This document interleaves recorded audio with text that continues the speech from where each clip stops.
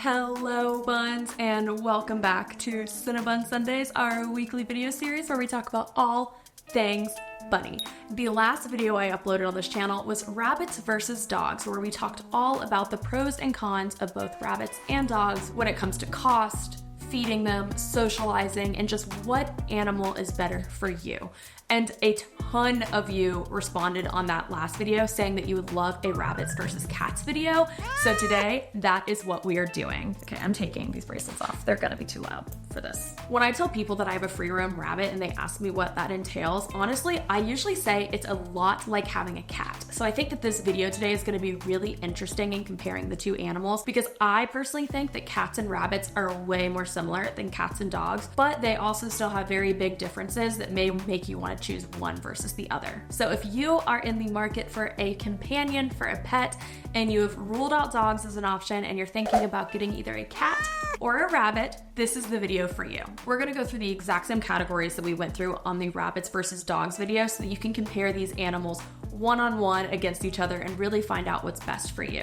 So let's get started with the lifespan of both animals. Although a lot of people think that rabbits only live a couple of years, a rabbit's lifespan is 8 to 12 years. The average cat lifespan is 12 to 18 years. You could be 20 years old and then still have your cat on your 38th birthday. Now let's talk about the average cost of a rabbit. On average, rabbit owners are going to spend about $600 to $1,100 per year on their rabbit. And the cat number was actually really similar. The ASPCA said that the average cost of a cat per year is about $1,149 per year. Now let's talk about care, because I think this is where rabbits and cats really match up with one another because it's really similar. You can potty train a rabbit, so you don't need to take your rabbit out to go to the bathroom. You don't have to take your rabbit out on a walk. As long as your rabbit is free roam, they are getting the exercise they need just by hopping around your house, and you really only need to change their litter box once a day. I feed Cinnabun a salad in the morning. She always has hay to eat, and then I also give her pellets in the morning and at night,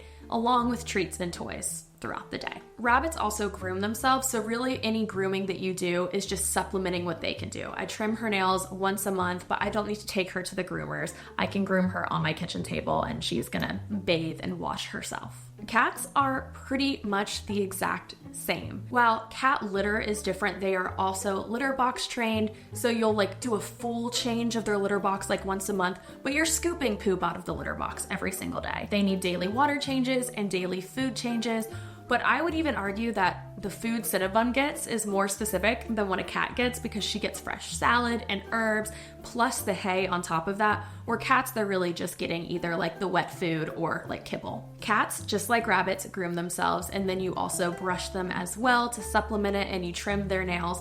Just one really big thing about rabbit care versus cat care is while cats can throw up their hairballs that they ingest while grooming themselves, rabbits cannot do that. So rabbits are actually in more danger of getting hairballs in their stomach versus a cat, where they can just kind of throw their hairballs up. You don't need to take a cat on a walk. You don't need to take them out. They have toys and things they can play on. They have their cat trees they can play on. So honestly, I think that these two go head to head when it comes to the care department. It's about identical care for each of them. So I would say on the most part, rabbits are more of an animal that you observe in a social situation and you're not engaging with too much in a social situation. You don't want to take your rabbit to breweries or out on outings.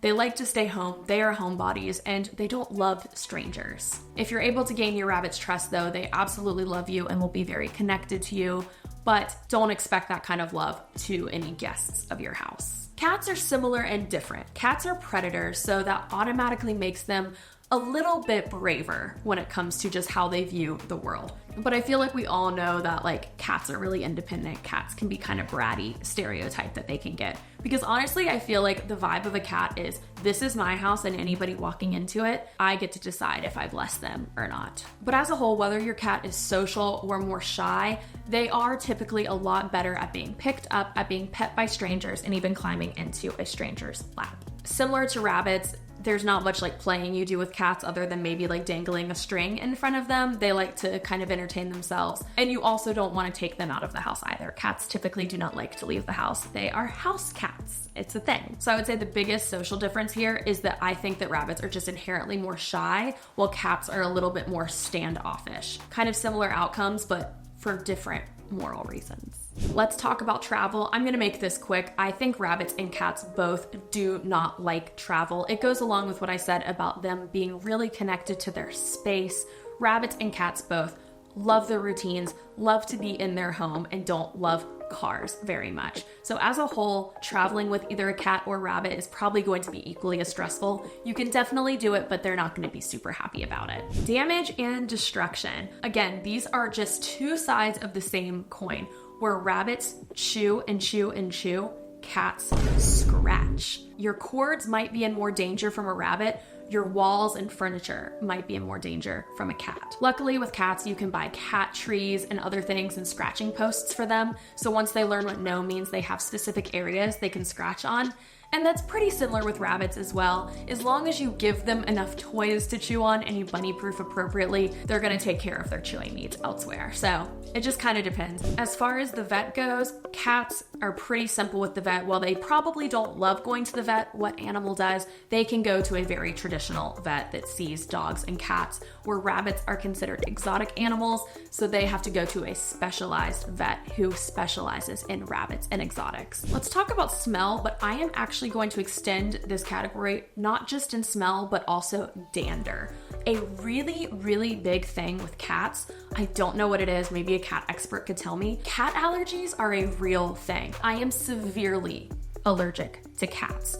No other animal. I cannot be in the same place as a cat or else I get hives, my eyes water, I sneeze. And while I can take a bunch of Benadryl, that's not really the life I want to live.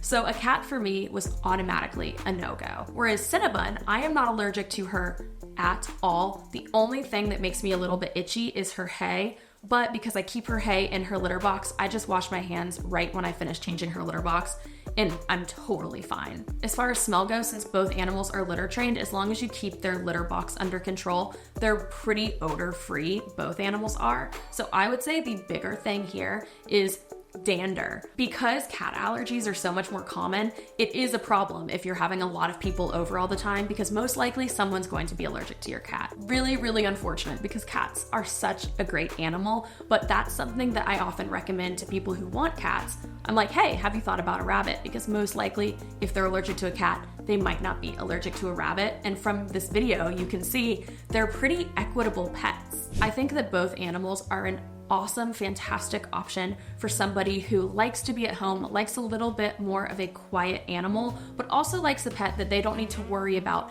every second of every day. I love that I can be out at dinner and out with friends and not worried about Cinnabun needing to take her out to the restroom. And I love that she's small and not making giant messes everywhere. And the same goes for cats as well. So I hope that this video is helpful, and I hope that you learned something new. Let me know what you think. Let me know if you are a cat owner, a bunny owner, whatever. I would love to hear your opinion on this. And also let me know if you want me to compare more animals to rabbits. We could definitely keep this going as a series. I think it's so interesting to learn where rabbits fall in the world of pet ownership. Lastly, we are so close to 100,000 subscribers, which is such a dream come true. So if you are not already, make sure you hit that subscribe button. We post videos every single Sunday. Thank you so much for watching this video, and we'll see you in our next one. Bye, Buns!